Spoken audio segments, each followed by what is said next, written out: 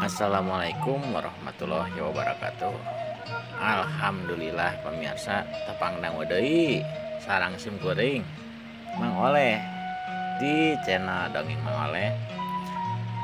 Dinten ayeuna sim kuring sajamidangkeun deui neraskeun deui jujutan carita dongeng anu janten judul Jaka Suhanta bagian ka-24. Mugia ieu dongeng teh janten panghibur kana kabu oge pang beberapa nawana. Yuk pamirsa, hayu urang sami-sami urang dangukeun kumaha jujutan caritana ngeunaan Jaka Suhanta bagian ka-24 dinten ayeuna. Yuk mangga.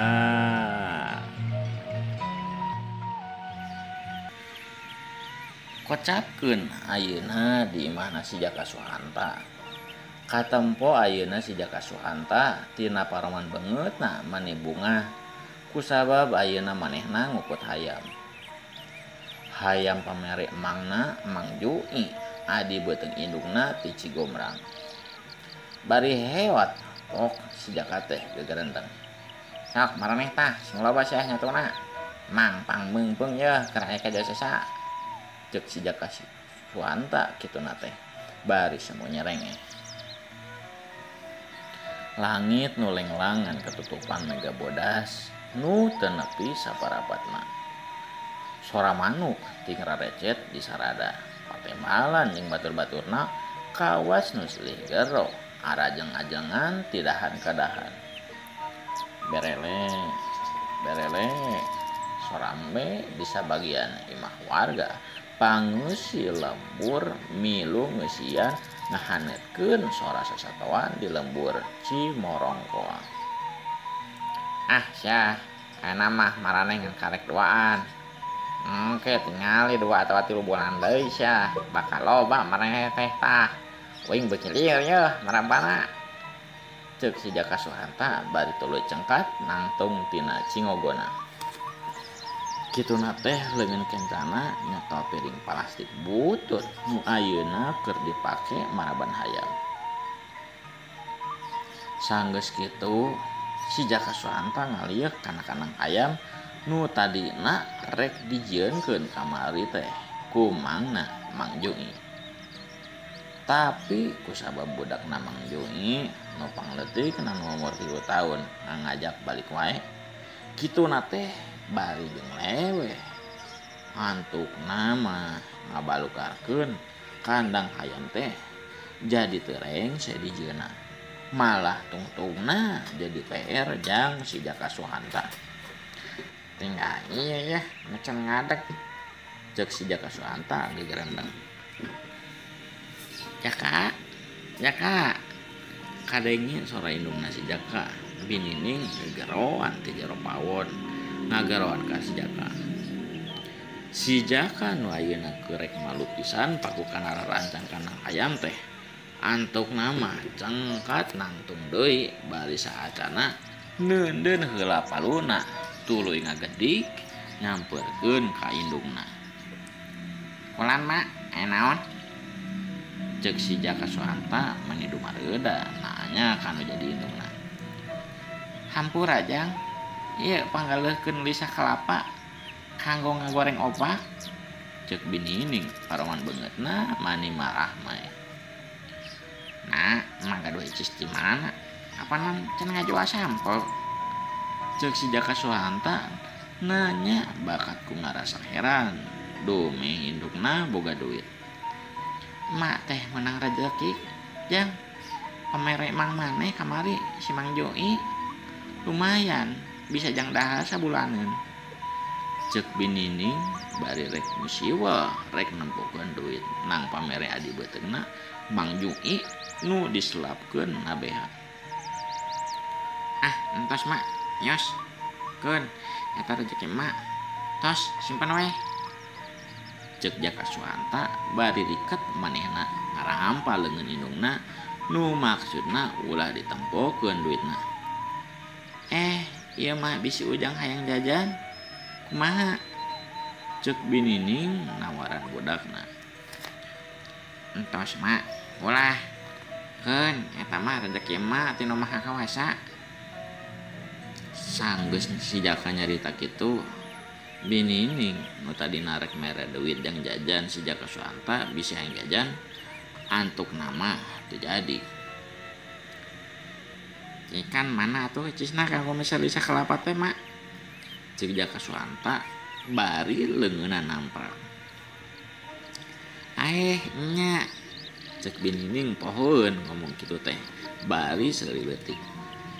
Tah ieu jang icisna sakalian weh jang meuli ente jang gulana saparapatnya.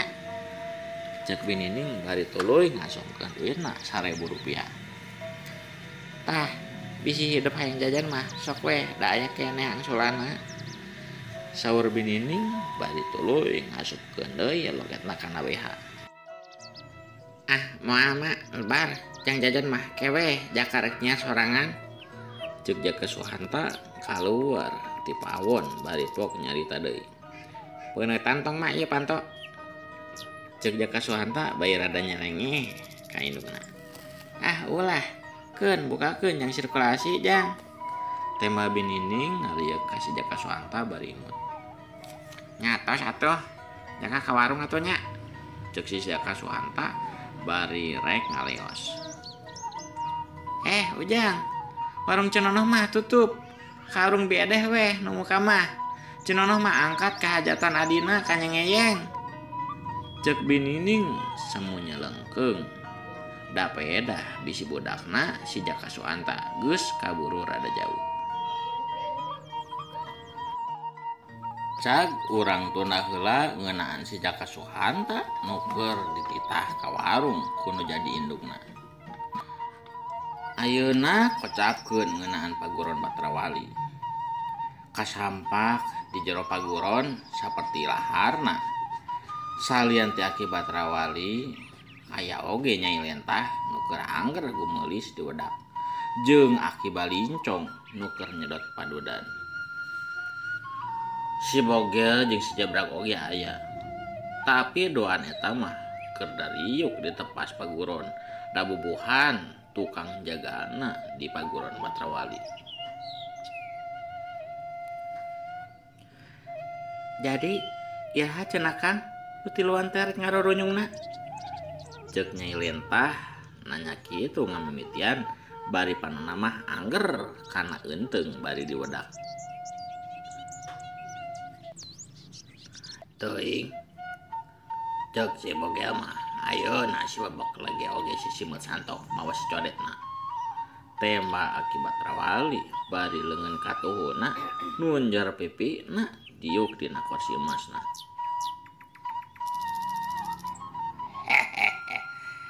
Syukur atuh ayeuna mah.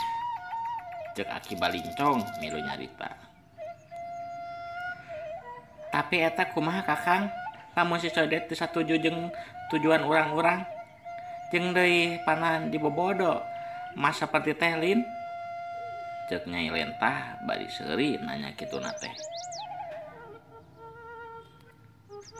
Wah, urusan eta mah pangwarakeun weh ku marane. Buktikeun marane di dieu teh aya mangpaatna. Tema Aki Batrawali bari nembongkeun beungeut nu teu seuri saeutik oge. Dina kayaan keur kitu corelat aya jirim nu ngajorelat meh-mehan teu katempo kalagangna jeung teu karasa hawa tanaga lapisana ku nu keur aya di jero rohangan. Clegedeg eta jirim teh nangtung pancuh dina tangtungana dina jarak 3 meter hareupeun Aki Batrawali. Teu kungsila cakakak Aki Batrawali seuring ngagagak ka eta jirim mamaca terugon bodas. Baju sing saru bodas jeung make duduk we. Datangna eta jirim dibarengan oge ku angin nu ngagelebug nu nyababkeun di jero rohangan paguron jadi acak-acakan. Sanggeus seuring ngagagak pok Aki Batrawali ngomong ka eta jirim. Wilujeng sumping pedang angin. Lila teu panggihnya.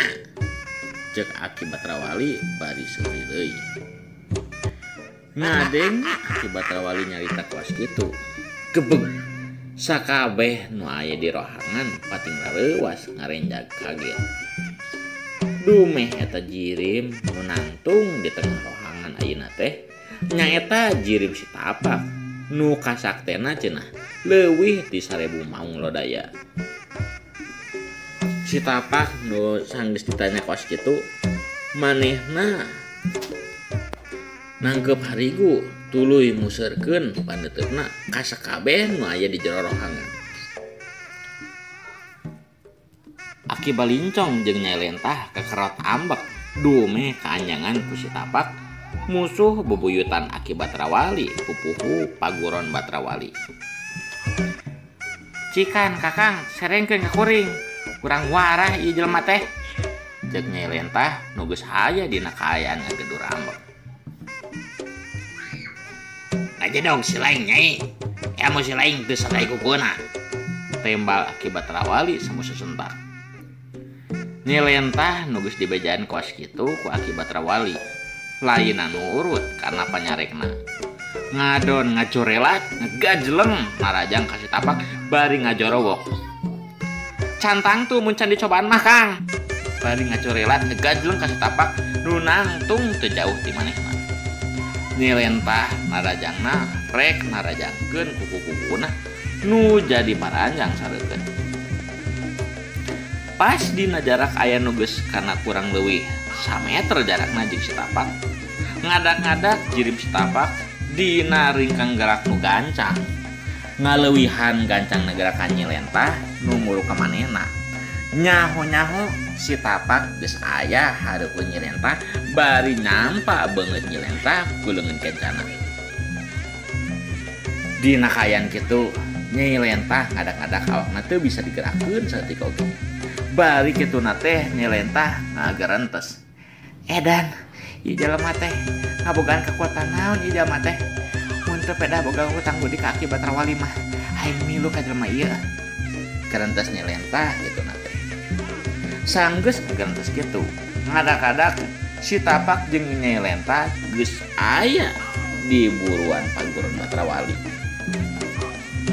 Kajadian eta matak nyieun ngajenghok reuas pikeun Aki balincong, si Jebrag, si Bogel jeung tangtuna pikeun si Nyai Lentah.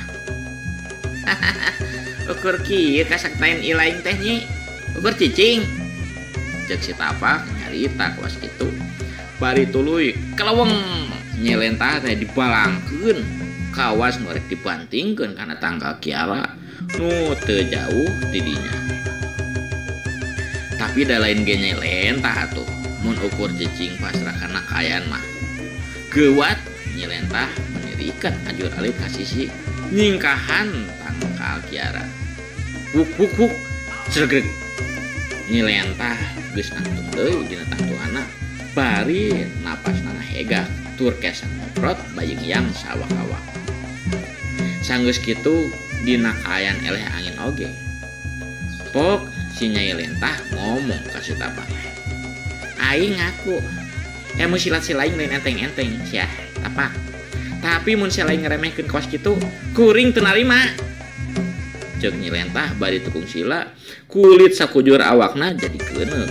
Tuluy sorot panonna oge jadi warna hejo jeung kuku-kukuna jadi leuwih manjangan.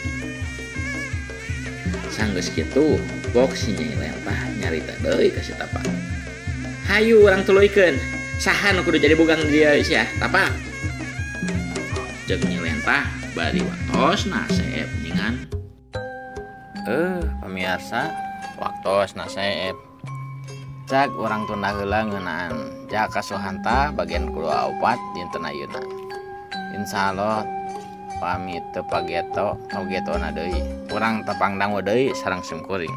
Dina jujutan saterasna ti Jaka Suhanta. Ya hapunten pisan rada lami. Nuju sibuk nu ngarangna nuhun. Ya wabillahi taufik wal hidayah. Wassalamualaikum warahmatullahi wabarakatuh. Mangga.